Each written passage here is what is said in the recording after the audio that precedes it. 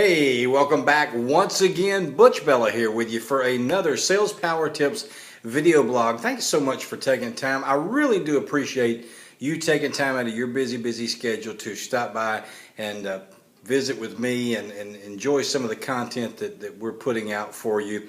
And as you know, we do these video blogs pretty much every week. We miss a week here and there just because of a busy schedule, but we try to put one out every week. And our subject today is one that I'm really passionate about, and I think if you'll start using it, it will certainly increase your sales and increase your likelihood of getting an affirmative answer when you start to ask for the sale. And it's called the initial verbal agreement.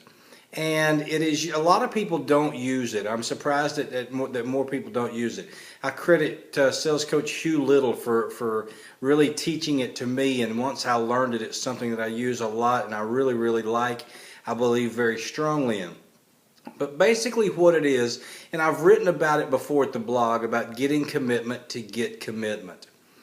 You want to make sure that your prospect understands, I'm going to ask you to buy. I'm not doing this so that we can get done and you say, I want to think about it, or that it becomes a shock to them. Oh, you're talking about selling me something. So as you're going through the process, we'll just step through it. You have made the initial contact. You've established some rapport. You're starting to do a little bit of the needs analysis, and we've talked about that before. Here's what I would like for you to do. Is you're going to pretty much tell your prospect what the next steps in the process are. I don't want them to be surprised. I don't want them to be shocked at what's going to happen. You're going to put them at ease a little bit about the process. And how I would do that is, Mr. Prospect, here's what I would like to do today. I would like to ask a little bit more about your company, learn a little bit more about you guys. I would like to share with you some information about what I do.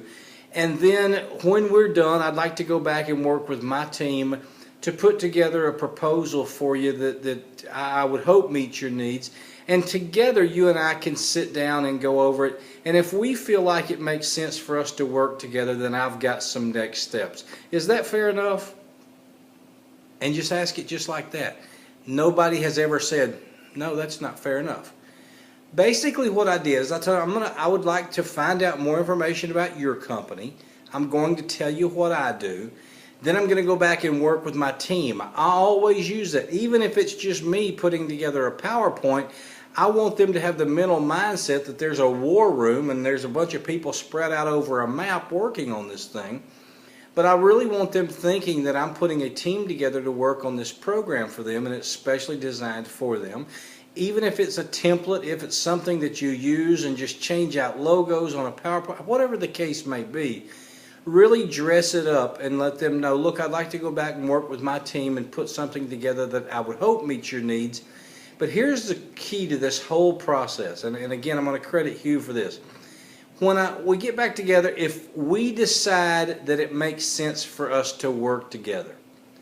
Now, in this sense, I'm already talking to this prospect like he and I are on the same team.